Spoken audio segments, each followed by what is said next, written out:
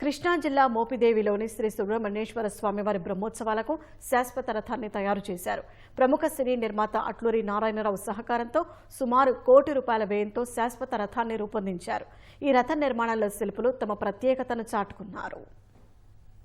కృష్ణా జిల్లా మోపిదేవిలోని శ్రీ సుబ్రహ్మణ్యేశ్వర స్వామి దేవస్థానానికి గతంలో అసెంబ్ల్డ్ రథం ఉండేది. స్వామివారి బ్రహ్మోత్సవాల రోజున రథం తయారీ ప్రారంభించి వారం రోజుల పాటు కష్టపడి అన్ని భాగాలను జతచేసి రథాన్ని సిద్ధం చేసేవారు. ఈ రథం తయారీకి ఏటా భారీగా ఖర్చయ్యేది.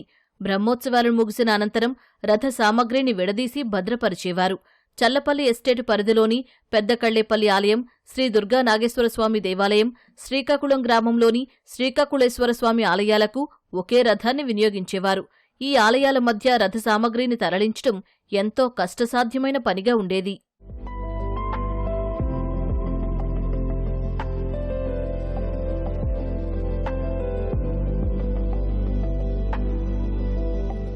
ఈ పరిస్థితిని గమనించిన సినీ నిర్మాత అట్లూరి నారాయణరావు మోపిదేవి శ్రీ సుబ్రహ్మణ్యేశ్వర స్వామి దేవస్థానానికి శాశ్వత రథం నిర్మిస్తానని ముందుకొచ్చారు. స్వామివారి బ్రహ్మోత్సవాల సందర్భంగా సుమారు ₹1 కోటి వ్యయంతో మోపిదేవిలోనే నూతన రథాన్ని తయారు చేశారు.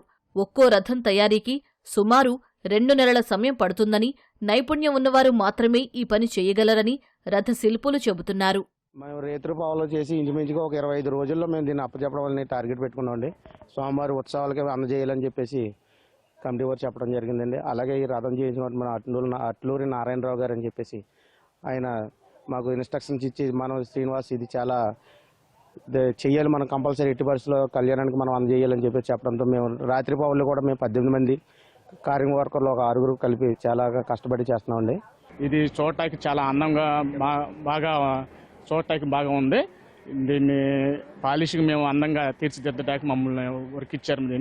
దీన్ని తీర్చిదిద్దాలంటే మినిమం ఒక 4 రోజులు పట్టిద్ది.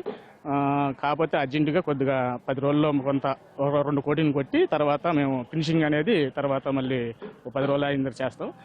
రథం తాళ్ళతో కడతా కూలీలతో బాగా ఇబ్బంది పడుతూ ఉండేవాళ్ళు. ఇప్పుడు అది కాకుండా డోండర్ చేశాడు. శుభ్రంగా బాగా ఫిట్టింగ్ బాగా చేస్తున్నారు. పాలిష్ వర్క్ కానీ మేస్త్రులు కూడా వారం 10 రోజుల నుంచి బాగా స్పీడ్గా వర్క్ చేస్తారు. రథోత్సవానికి ఇచ్చే ఉద్దేశంలో ఉన్నారు. చిన్నప్పటి నుంచి ఆ తాళ్ళతో చూసాం. ఇప్పుడు కొత్తగా చూస్తున్నారు. మాకు చాలా ఇదిగా అనిపిస్తుంది మాకు.